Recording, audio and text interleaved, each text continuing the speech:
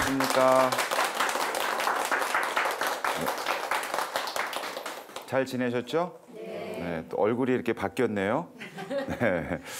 지난 시간에 말씀드렸던 거 잠깐 정리할게요. 이제 우리 이 시간은 그 교회에 관한 이야기예요. 도대체 교회는 뭔가, 어떤 분은 그렇게 질문하죠. 교회는 누구냐 이렇게.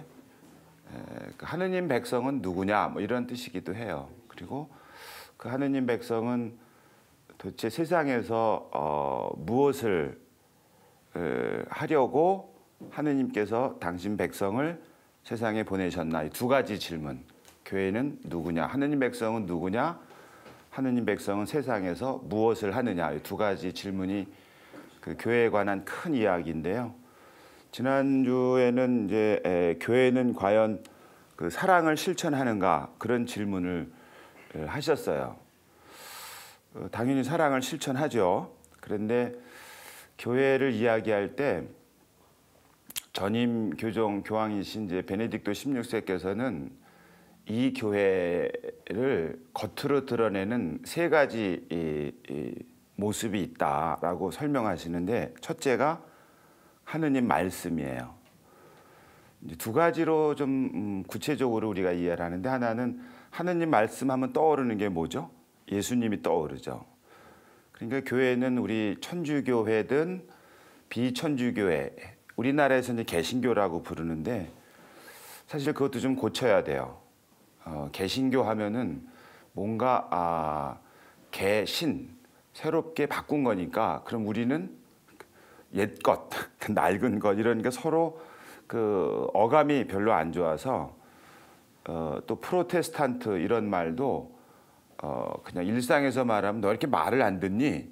부모님이 아이들한테 말할 때 그렇게 야단을 칠 때 아이들이 고분고분하게 말을 들으면 참 착하다 그러는데, 계속 그러면 너 혼날래? 이런 말 나오지 않습니까? 그럴 때 쓰는 말이 이제 저항한다. 좀 일상의 표현으로는, 좀 속된 표현으로는 개긴다 이런 거니까 좋은 어감은 아니잖아요. 그래서 2차 바티칸 공유회 이후에는 그런 표현을 안 써요.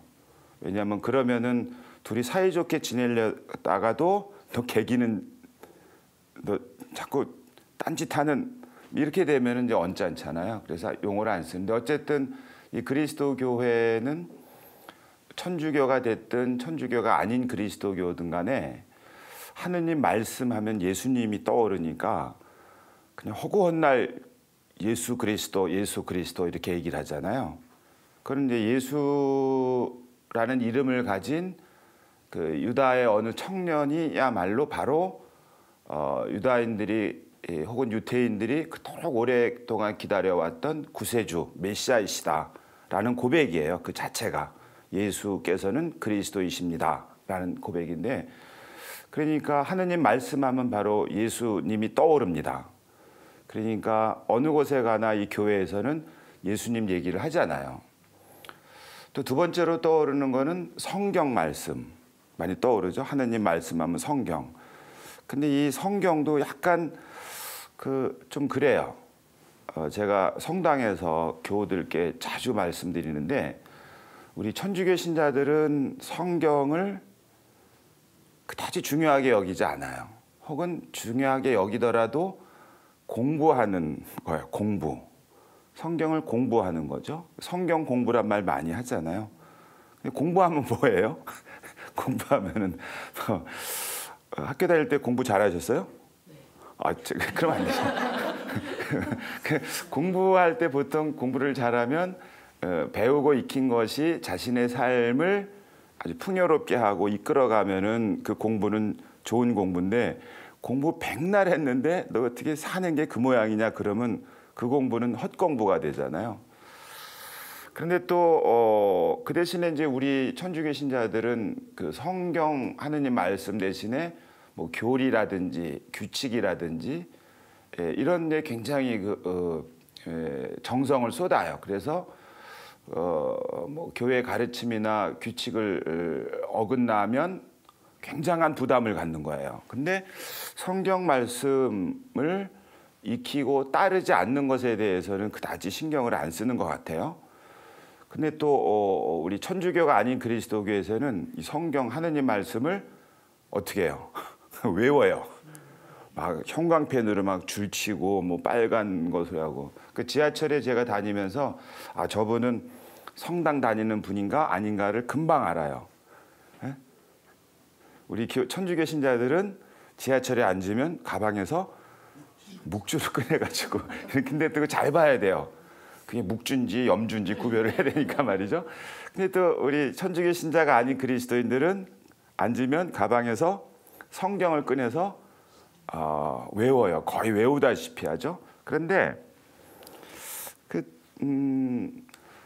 우리 천주교가 아닌 그리스도교 신자들은 외우긴 외우는데 그 메시지라고 하죠. 의미. 그 안에 담겨 있는 어떤 그 깊은 뜻을 이렇게 그 찾으려 하기보다는 글자 그대로 외우고 이해하려고 하는 거예요. 그러다 보니까 참 갑갑할 때가 있는 거죠. 그러니까 이 성경 혹은 예수 그리스도라는 이 하느님 말씀이 분명히 그리스도교를 표현하는 중요한 그 요소가 되는 거죠. 그게 없으면 그리스도교가 아닌 거예요. 근데 얼마나 잘 반짝반짝하게 빛내느냐. 정말로 사람들이 우리 교회를 보고 또 하느님 백성을 보고 그 삶에서 예수님의 흔적을 본다. 그러면 반짝반짝 빛나는 거고 또는 성경 말씀을 익히고 뭐 살과 피로 삼아서 언제나 하느님의 뜻이 그 사람을 통해서 삶에서 막 드러나는 것 같다. 개인이든 공동체든 그러면 하느님 말씀은 반짝반짝 빛나서 세상을 비추는 빛이 되는 거겠죠. 그렇지 않으면 여기 책이 많잖아요. 책이 많은데 멋있게 진열은 됐는데 아무도 안 읽으면 그러면 이제 의미가 없잖아요. 그런 거고. 두 번째는 신비의 거행이라고 얘기를 하는데요. 우리 같은 경우는 이제 하느님 말씀이 바로 신비라고 하는데 신비를 또 우리가 이해하는 신비와 우리 교회가 말하고 싶은 신비가 조금 차이가 나요. 신비는 뭐냐면 국어사전을 보면 사람의 이치, 이성으로는 파악하기 어려운 어떤 것들, 신비롭다 이렇게 표현하거든요. 그런데 우리 교회가 말하는 이 신비는 모른다는 의미에서 신비가 아니고 도무지 알 도리가 없는 사람하고는 너무나 온 우주 삼라만상의 주인이시니까 그 주인이 당신이 만드신 이 사람들이 알 수 있도록 자기를 보여준 거예요. 우리가 그 어버이날 때 노래 부를 때 뭐 어머니의 사랑은 정말로 뭐 바다처럼 그다음에 뭐 이렇게 얘기를 하잖아요. 근데 그걸 어떻게 알겠어요? 그런데 어머니는 수시로 당신의 사랑을 자녀들이 알 수 있도록 아버지도 말이죠. 그렇게 자꾸 보여준단 말이죠. 근데 자녀들은 그걸 다 알 수는 없지만 모든 걸 다 알 수는 없지만 그래도 그렇게 어머니의 사랑은 무엇이다라고 알 수 있게 자꾸 보여주시는 거죠. 그렇게 보여준다는 걸 계시한다 그러거든요. 계시한다. 하느님은 스스로 당신을 우리에게 보여주시는 거예요. 그것이 신비롭다는 거예요. 왜 그러냐면은 저 높은 곳에 계신 분은 사람이 알 수가 없는데 그분은 당신이 누구신지 무엇을 하시는 분이신지를 사람이 알 수 있도록 볼 수 있도록 계속해서 보여주신다. 그래서 계시라고 하거든요. 그것을 우리는 늘 기념하는 거죠. 그것을 한 번 이렇게 보여줬다라고 끝이 아니라 늘 언제 어느 때나 어느 자리에서나 당신의 뜻을 우리 사람이 알 수 있도록 드러내주고 사람은 그것을 경축하고 기뻐하고 또는 그것을 기억하고 또는 기념하고 그것을 신비의 거행이라 그러거든요. 근데 그것을 구체적으로 신비의 거행하면은 우리 천주교에서는 성사를 많이 말해요. 성사. 많이 들어보셨죠? 네. 들어는 보셨는데 약간 뭔가 성자가 붙으니까 뭔가 좀 우리하고 좀 거리가 먼 뭐 이런 것처럼 생각하는데 오히려 거꾸로 그렇지가 않고 우리 가운데 들어오신 하느님을 우리는 보고 기억하고 기념하고 또 살아가는 이런 거거든요. 그래서 하느님의 성사 하면은 뭐일 것 같아요? 하느님이 당신을 보여주셨어요. 누구를 통해서요? 성령을 통해서는 좀 다음이고, 아까 그 시작 전에 그 질문하지 말랬는데 죄송해요. 질문해서. 성경에 보면 우리도 하느님을 좀 알게 해달라, 보여달라고 제자들이 말하니까 예수님 뭐라 그러세요? 나를 봐라. 나를 보는 것이 그분을 보는 것인데 정 그것도 못 보겠으면 뭐라 그래요? 내가 한 일을 봐라. 일. 그분의 말씀과 행적인 거죠. 근데 그 말씀과 행적에 그 집중하는 건 뭐예요? 사람을 살리고 세상을 죄와 억압에서 해방하는 거예요. 그 일. 그게 이제 성사인 거죠. 그러니까 하느님이 당신을 보여주셨습니다. 누구에게? 예수님. 그래서 예수님은 하느님의 성사다. 이렇게 표현할 수 있고요. 그런데 예수님이 가셨잖아요. 가지 말랬는데 가신 거예요. 가시지 말라는데 가신 게 아니고 보냈죠. 말하면 세상의 그 죄가 어떻게 보면 예수님을 보냈어요. 그러면 예수님이 진 것 같은데 사실은 지지 않았어요. 무엇으로? 다시 죽음에서 일어섬으로써 죽음의 사슬을 끊으셨다는 거예요. 근데 그 예수님은 가시면서 그냥 이제 부활하시고 이제 아버지께 가시면서 당신이 하시던 일을 계속하라고 제자들에게 명령을 하죠. 그러려고 내가 너희들을 보냈다. 그러려고 내가 너희들에게 모범을 보였다 이거거든요. 그러니까 이 제자 공동체를 우리는 교회라 그래요. 그럼 교회는 그 얼굴에서 뭐가 빛나야 돼요? 예수님이 빛나야죠. 이제 순서가 하느님의 얼굴에서 예수님의 얼굴에서 하느님이 빛나기 때문에 예수님은 하느님의 성사. 교회의 얼굴에서 그리스도가 빛나기 때문에 교회는 그리스도의 성사. 근데 이 교회는 교회를 드러내는 구체적인 표지들, 수단, 도구로서 7가지 성사를 갖고 있는 거죠. 우리는.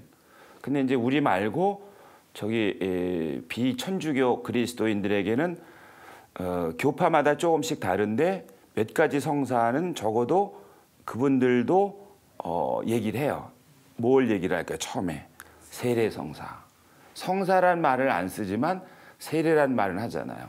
그다음에 또 가끔 보면은 뭐 부활이나 성탄 때 보면 그분들도 모여가지고 뭐를 해요? 성찬례를 해요.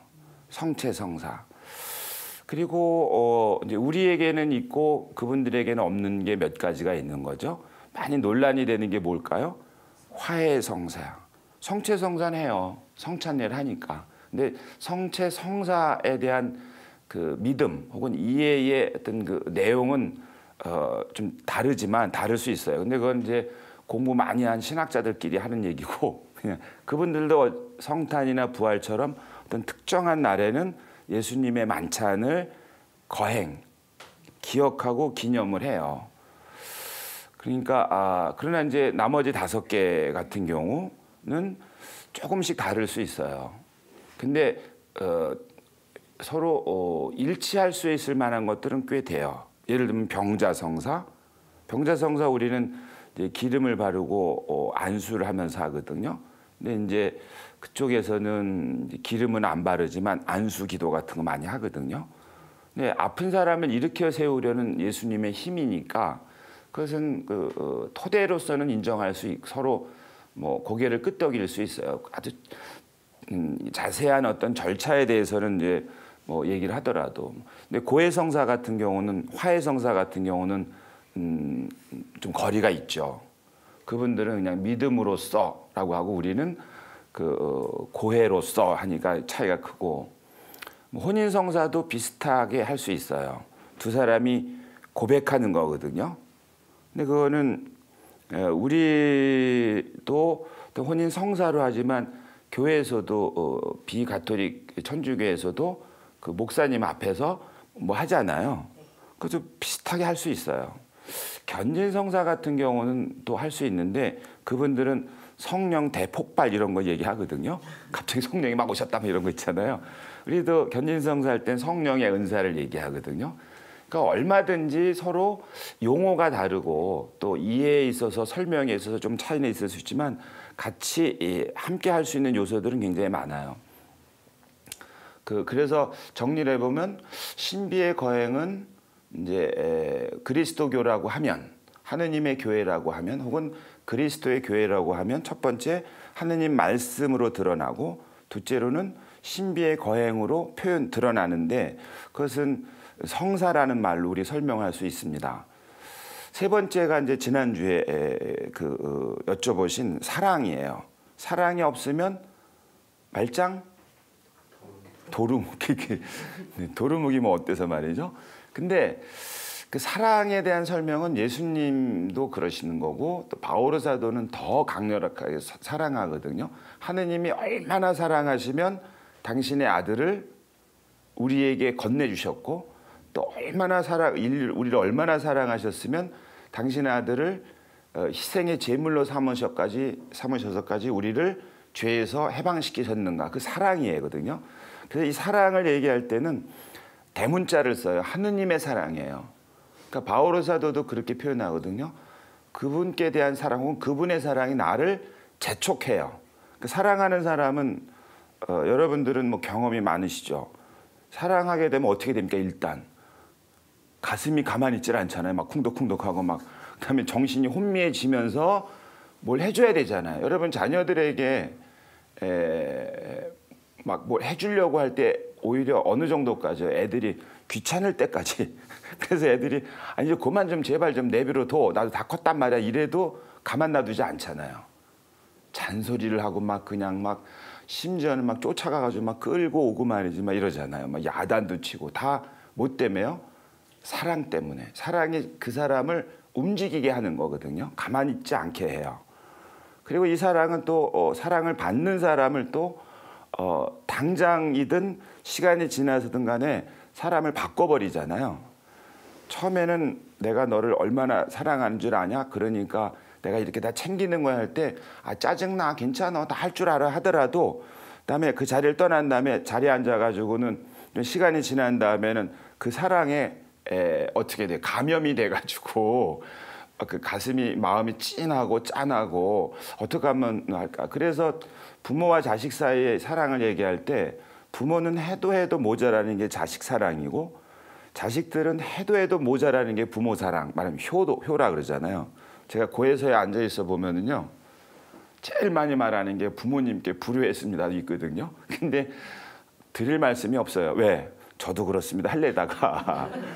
근데 그 사랑은 그 자녀들의 마음을 그렇게 당장이든 시간이 지나 어떻게 하든 그 마음의 어떤 흔적, 자취를 남기고 그 자취는 다시 그 마음을 움직이게 하거든요. 사랑의 관계는 그런 거죠. 그래서 삼위일체 하느님을 설명하실 때도 많은 신학자들은 하느님의 사랑으로 설명을 해요.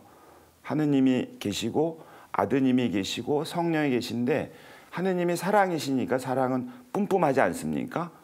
그러면 그 받은 사랑을 받은 아드님은 그 뿜뿜 받은 사랑으로 어찌할 줄 모르고 또 그 사랑을 뿜고 그 사랑이 관계를 이제 성령의 어떤 그 움직임으로 설명을 하죠. 근데 이 까리타스라고 흔히 그러거든요. 근데 대문자를 써요. 하느님의 사랑을 말하는 겁니다. 그러니까 인간적인 사랑은 하느님의 사랑을 담긴 했으나 거기에 뭐가 끼어 들어가요? 뭐 욕심도 좀 끼어 들어가고 어떨 땐 충족되지 않았을 때 화딱지가 나가지고 사랑과 뭐가 돼요? 그 다음에 전쟁이 되잖아요. 근데 하느님은 그러지 않으신다. 정말 한없이 지침 없이 끝없이 무조건 무상으로 건네주기만 하는 사랑이거든요. 그 사랑이 우리를 재촉해요. 근데 제가 우리라 그러지 않았습니까? 좀 구별하는 겁니다. 지난 시간에 질문하고 연관되면 첫째는 나를 재촉해요.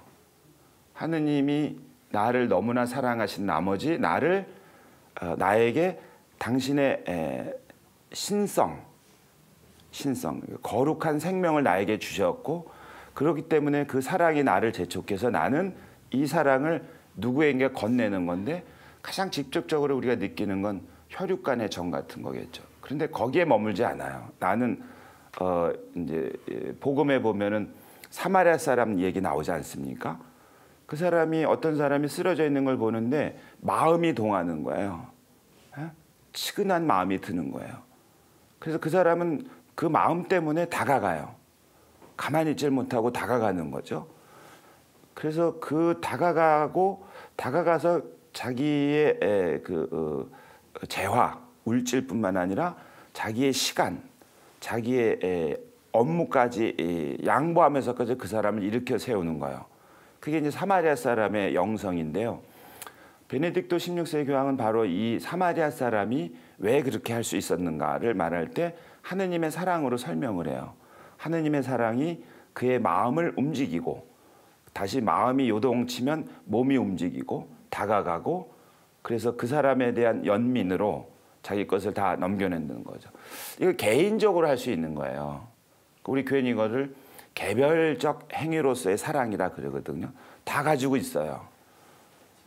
다 본래 가지고 있어요. 왜? 하느님의 사랑이 나에게 주어졌으니까. 근데 여러 가지 인간적인 요소들 때문에 주저하기도 하고 사제처럼 딴 데로 가기도 하고 레위처럼 딴 데로 가기도 해요. 근데 다 있어요. 그런데 지난주에 말씀드린 건 우리도 할 수 있어요. 함께 할 수 있는 사랑이 있어요. 함께 할 수 있는 까리타스. 그것을 사회 및 정치 차원의 까리타스라 그래요. 제가 그런 말씀을 다른 자리에 자주 말씀드리는데 그 사람이 강도당한 사람이 쓰러졌잖아요. 운이 정말 좋게 사마리아 사람을 만나서 그 사람은 회복했어요. 근데 사마리아 사람도 갔는데 그 길은 여전히 남아있고 거기에 다음 날 누가 오다가 또 강도당했어. 그러면은 그날 사마리아 사람이 안 지나갔으면 어떻게 해요? 지나갈 때까지 기다릴 수는 없잖아요. 그럴 때 그 길을 안전한 길로 만들기 위해서는 첫째 어떻게 되겠어요? 왜 강도짓을 했을까? 보니까 너무 가난해서. 왜 가난했을까? 직업을 갖지 못해서. 왜 직업을 못 가졌을까? 교육을 제대로 받지 못해서. 왜 교육을 못 받았을까? 부모님이 너무 가난해서. 이런 원인을 찾다 보니까 그러면 교육의 문제, 아이들의 교육의 문제는 우리 모두가 책임을 지자. 그럼 뭐 하겠어요? 학교 건물도 줘야 되고 선생님도 모셔와야 되고 교과서도 해야 되고 하지 않겠습니까? 그럼 뭐가 들어요? 돈이 들잖아요. 그러면 돈 낼 때 서로 눈치를 보지 않겠습니까? 그럼 돈을 그냥 내지 말고 재산 정도에 따라서 좀 할당하자. 그런 걸 뭐라 그래요? 우리는 세금이라 그러죠. 그럼 그걸 의사결정을 해야 되잖아요. 의사결정을 하고 하려면 나름대로 설득력 있는 이유를 대야 되잖아요. 그런 것들이 서로 합의가 되면 어떤 제도를 만들고 법을 만들고 질서를 만들어요. 그런 것들은 사회가 함께 사회적인 성격을 가져요. 나 혼자 마음속에 있는 게 아니라 함께하는 사회적 성격을 갖고 그런 구체적인 제도와 질서를 만들려니까 정치적인 합의가 필요한 거예요. 질서를 만들려니까. 그런 것도 까리타스다. 하느님의 까리타스를 우리가 실천하는 거다. 내가 아니라 우리가 함께. 그런 것을 사회 및 정치 차원의 애덕이라고 얘기를 합니다. 이 세 가지. 그리스도의 교회, 하느님의 교회는 무엇으로 세상에 그 모습을 드러내는가? 첫째, 하느님 말씀으로. 두 가지겠죠. 우리들의 모습의 삶에서 예수님이 빛나야 된다. 또는 성경의 가르친 말씀대로 삶으로서 우리들의 삶에서 하느님의 뜻을 사람들이 볼 수 있어야 된다. 신비의 거행 성사 아니겠습니까? 그럼 우리들의 삶에서 하느님께서 무엇을 하시는지를 구체적으로 보여주는 세례성사 같은 게 생명이라면 생명의 삶이 또는 화해성사가 사람과 자연과 사회와 또는 하느님과의 화해를 통해서 그 질서를 회복하는 것이라면 그럼 평화로운 삶의 모습으로 이런 것들이 바로 신비거행이 담고 있는 뜻이겠고 세 번째가 까리타스 하느님의 사랑을 우리는 세상에 드러내야 되는데 개별적으로 드러낼 수도 있지만 제도나 법이라 질서를 잘 만들어서 사람들이 그 안에서 평화롭게 지낼 수 있도록 해주는 것도 사랑의 실천이다.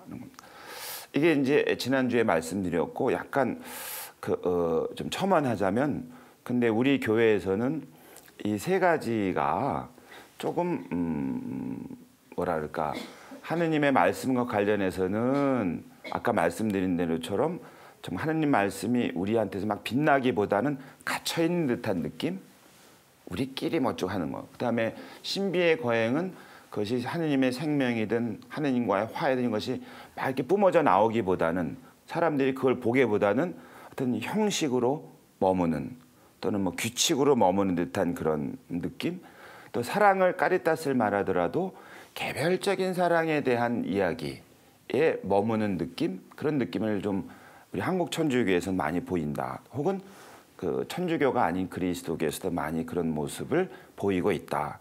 이런 모습을 이제 한마디로 정리를 하면은 하느님의 교회 또는 그리스도의 교회 또는 하느님의 백성 혹은 믿는 사람들을 보고 믿지 않는 사람들이 감탄하거나 닮고 싶어, 따라가고 싶어, 난 저 사람하고 친구하고 싶어라는 마음이 드는가? 아니면 믿는 사람들이 왜 이렇게 더하냐?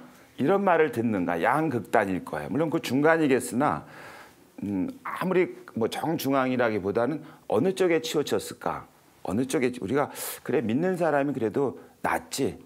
믿는 사람들이 그렇게 있어서 그나마 이 사회는 좀 빛나는 것이고 부패가 덜한 것이고 계속해서 새롭게 변하는 거야 라고 믿지 않는 사람들이 말을 하는지 정말 믿는 사람들 없으면 좋겠다 차라리 그러는 건지 그거는 누구 몫입니까? 우리의 몫입니다. 그게 참 신앙의 어떤 뭐 값어치 그게 아닐까 생각을 해요. 자, 지난 시간에 말씀드린 거 한번 간략하게 다시 정리해 봤고요. 다시 한번 이제 오늘 좀 다른 얘기 해보죠. 궁금하신 거. 네. 가톨릭과 가톨릭이 아닌 그리스도 교회 그 선교의 차이가 좀 있는 것 같은데 네네네. 그 차이가 구체적으로 뭐고 이게 어떤 뭐 교리나 분위기 때문에 차이가 나는지 이런 게 좀 궁금합니다. 네네.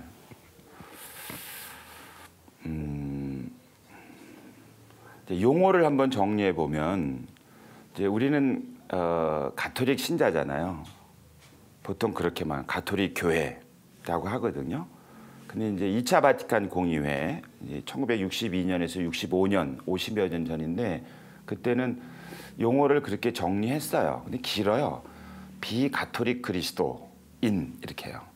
우리는 가톨릭 신자, 그분들은 비가톨릭 그리스도인 이렇게 해요. 둘 다 하느님 백성이에요. 근데 한 걸음 더 나가죠. 공의회에서는 유다인들도 이슬람 교도들도 하느님을 믿잖아요. 그분들도 하느님 백성 포함시켜요.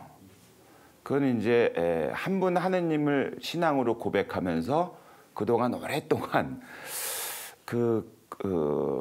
분열만 했으면 괜찮은데 분열하고 삐지고 나 너랑 밥 안 먹어 하면 되는데 옆집 가서 밥상 들어오고 막 그런 적도 있었거든요. 역사 속에서.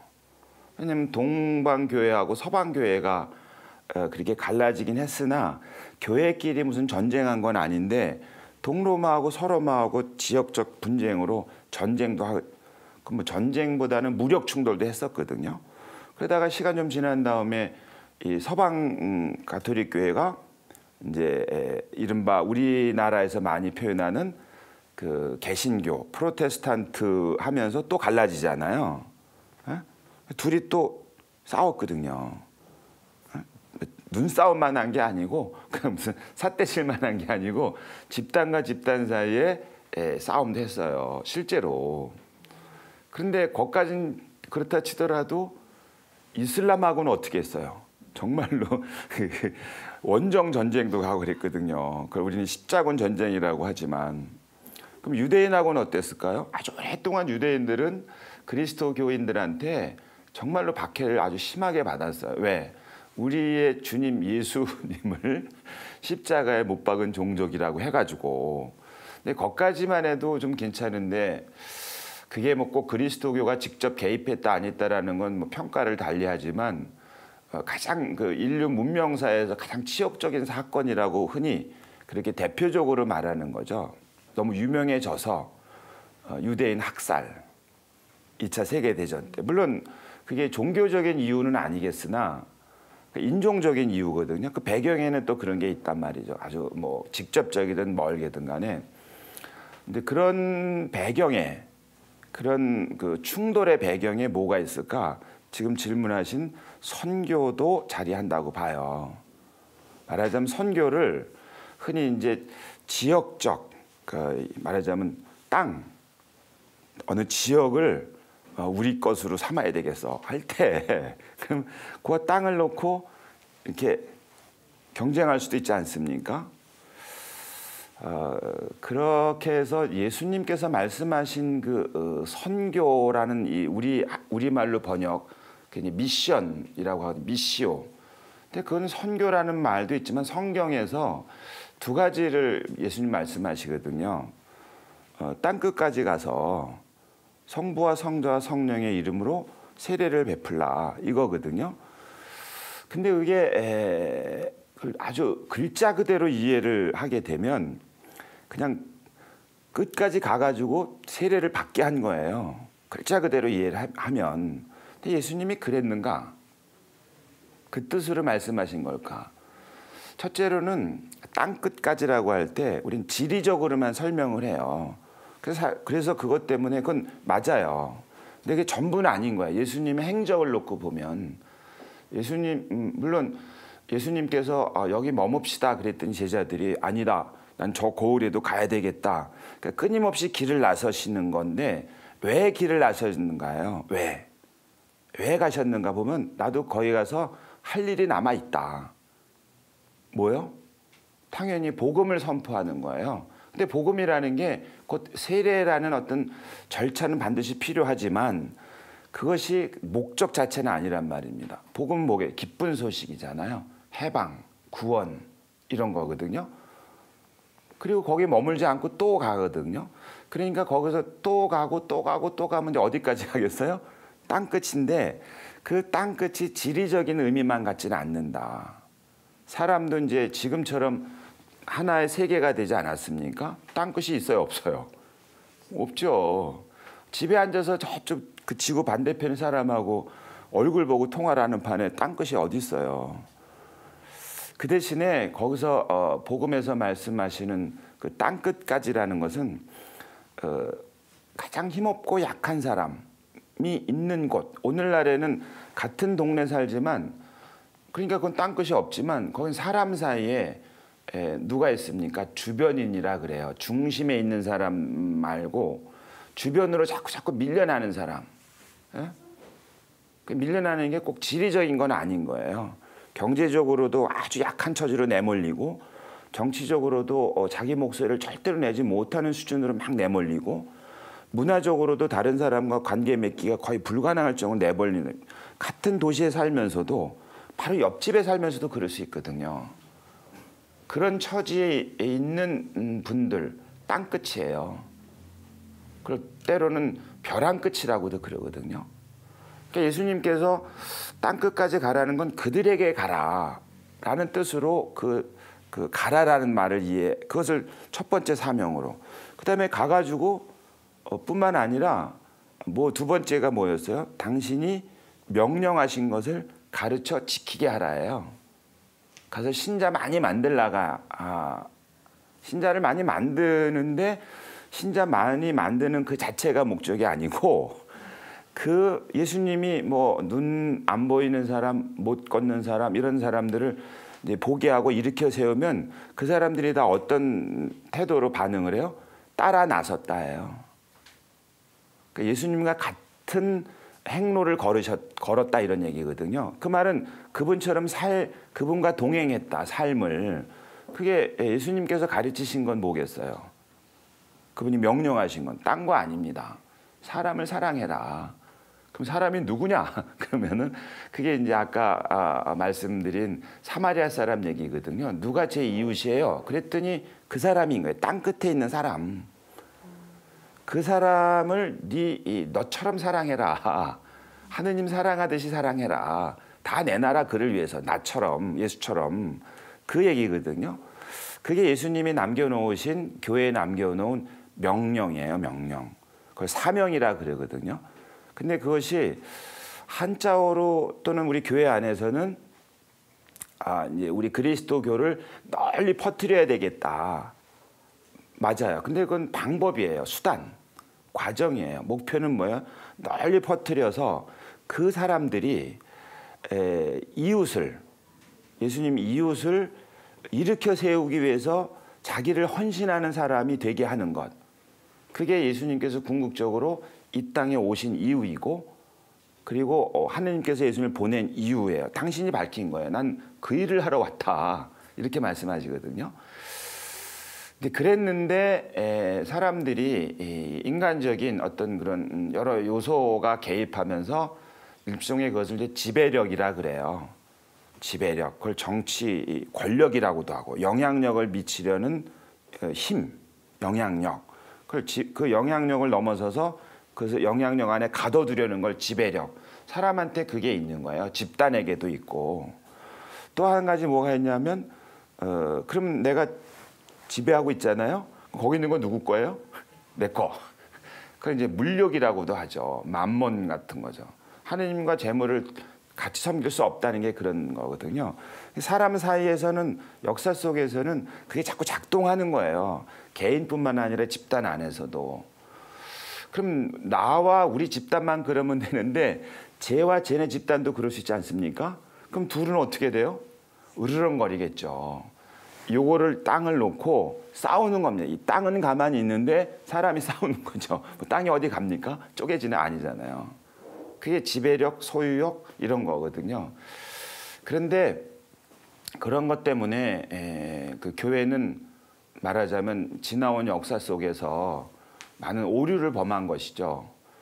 근데 지금 개신교의 선교 표현이 그렇습니다만 천주교의 선교가 다르다고 하는데 제가 보기에는 둘 다 또이또이해요. 비슷해요. 지금 말씀드린 이런 의미의 선교. 그러나 복음이 말씀하시고 예수님이 보여주신 모범의 선교는 전혀 그렇지 않거든요. 근데 이것은 한국 천주교회와 한국 비천주교 그리스도교를 말하는 거예요. 2차 바티칸 공의회와 그다음에 이후에 요한 바올 5세, 베네딕토 16세, 프란치스코 교황 이분들이 말씀하시는 우리말로 번역하는 선교의 의미는 그런 의미, 어떤 확장하는 의미가 아니고 사명을 수행한다는 의미로 말하자면 끊임없이 그 환기시키거든요. 그런데 이제 우리나라에서는 그런 맥락으로 그것을 받아들이기보다는 기존의 선교의 의미를 많이 받아들이는 거예요.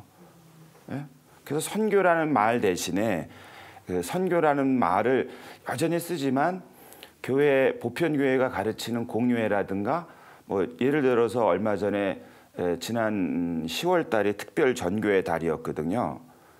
전교, 선교의 달이거든요. 그때 베네딕토 15세, 100년 전에 교황의 어떤 문헌을 인용해서 지금의 프란치스코 교정은 이래요. 군사적. 그 다음에 100년 전 게 식민지 쟁탈전에 막 치열할 때입니다. 군사적, 경제적 이속하고 복음 선포를 뒤섞으려는 시도를 당장 멈춰야 된다. 무섭지 않아요? 그런 열강들이, 힘센 나라들이 군사적 이속, 경제적 이속하고 복음의 가르침을 섞어요. 그럼 이게 훗날 무엇이 된 거겠어요? 어느 한 특정 지역의 땅끝까지 가가지고 경제적으로 착취하고 군사적으로 억압하고 그다음에 문화적으로 그 사람들이 갖고 있는 고유의 전통과 문화를 빼앗아가는 거죠. 그런 거 하지 말라 하고 발표한 그 문헌이 가장 위대한 임무예요. 베네딕토 15세 교황의 100년 전에. 그걸 고스란히 100년이 지난 다음 오늘날 지금 프란치스코 교황은 그 문헌을 인용해서 다시 얘기하는 거예요. 우리는 개종을 요구하는 게 아니다. 매력을 보이는 거예요. 매력을. 우리가 예수님을 보고 매력을 느끼는 이유는 뭐예요? 그분이 나뿐만 아니라 우리뿐만 아니라 세상을 하느님의 사랑이 무엇인지를 확 뿜뿜 보여주니까 사람들이 그 주변으로 쫓아가는 거잖아요. 그걸 보고 사람들이 감탄하는 거거든요. 그걸 보고 하느님의 영광을 드러내고 세상의 평화를 체험하는 거거든요. 그게 교회가 할 일이라는 거죠. 우리나라에서는 개신교가 됐든 천주교가 됐든 아직 선교를 이렇게 영역을 넓히려는 것, 사람 숫자를 많게 하는 그런 수준으로 이해하고 있는 것 같다. 다만 보편교회는 2차 바티칸 공회를 기점으로 해서 선교는 용어를 우리말로는 아직 계속 번역하지만 정확하게 의미를 담는다면 사명이다. 사명. 그 사명은 한자어로 하여금사예요. 명령을 받은 거예요. 그래서 프란치스코 교황은 그렇게까지 말하잖아요. 우리는 명령을 내릴 사람이 아무도 없어요. 이등병은, 쫄병은. 근데 지휘관들은 다 명령을 내리잖아요. 명령을 내리고 가만히 있는 거죠. 근데 프란치스코 교황은 복음의 기쁨이라는 그 권고에서 우리는 이제 전쟁, 싸움이죠. 이제 뭐 선과 악의 투쟁의 전쟁에서 패퇴, 지는 그러면서 자기는 몸을 하나도 안 움직이고 입만 살아있는 장군이 되려 하지 말자. 오히려 그 최전선에서 온몸을 다해서 끝까지 싸우는 이등병의 정신으로 살자 이렇게 얘기하거든요. 그러니까 선교는 그런 겁니다. 근데 그 가장 훌륭한 모범이 누구 같아요? 아이 참네. 제가 뭐든지 질문했을 때 뭐 하느님, 예수님, 성령 이렇게 교회 이렇게 대충 하면 맞는데요. 예수님이요. 어디까지 그렇게 싸웠어요? 십자가에 달려 죽기까지. 그리고 뭐라 그래요? 이제 다 이루었다. 무엇을? 아버지의 뜻을, 아버지의 명령을. 근데 그분이 아주 훌륭한 장군처럼 하지 않았잖아요. 그래서 그 선교라는 말을 이야기할 때 저는 좀 바꿨으면 좋겠다. 워낙 익숙해요. 선교라는 말이 우리에게는 지역을 넓히고 사람 숫자를 많이 하는 거. 근데 그거 말고 사명, 하느님으로부터 받은 명령. 그것은 예수님처럼 사람을 일으켜 세우는, 사람을 살리는, 그리고 이 사람을 쓰러뜨리고 또 공동체를 무너뜨리는 이 힘하고 끝까지 싸우는, 맞서는 그런 것들이 바로 우리가 하느님으로부터 받은 명령이다. 그럼으로써 하느님은 영광을 받으시고 그리고 세상에서는 그리스도의 평화의 흔적, 모습들이 구체화된다. 그렇게 좀 정리해보고 싶어요. 그런데 개인적으로는 그 번역에 있어서 좀 공부 많이 하신 우리 신학자들이 그걸 좀 이렇게 자주 좀 이렇게 바꿔줬으면 좋겠어요. 2차 바티칸 공유회 때는 이른바 전교 혹은 프로파간다, 선교란 용어를 썼다가요. 공유회 다음부터는 그런 말을 가급적이면 쓰긴 써야죠. 어떨 때는. 우리가 누구한테 예수님을 알려는 드려야 되잖아요. 권하기도 해야 되잖아요. 근데 그건 뭘로요? 증언으로서 뿐만 아니라 삶의 모범인 거죠. 근데 말로도 할 수 있어야 되는 거거든요. 그래서 2차 바티칸 공유회를 기점으로 해서는 전교나 선교라는 용어보다는 복음화라는 말을 많이 써요. 복음 정신으로 살아가는 거고 복음 정신을 삶을 질서에 스며들게 하는 거예요. 그런 것들을 그런 용어에 있어서도 우리 교회의 뭐 성직자들이나 신학자들이 좀 잘해줬으면 좋겠다 이런 생각을 좀 하게 됩니다. 어떻게 답이 좀 됐어요? 그러니까 답은 질문은 아주 명료했는데 답은 아주 산만하죠. 잘 이렇게 정리해서 들으셨으면 좋겠습니다.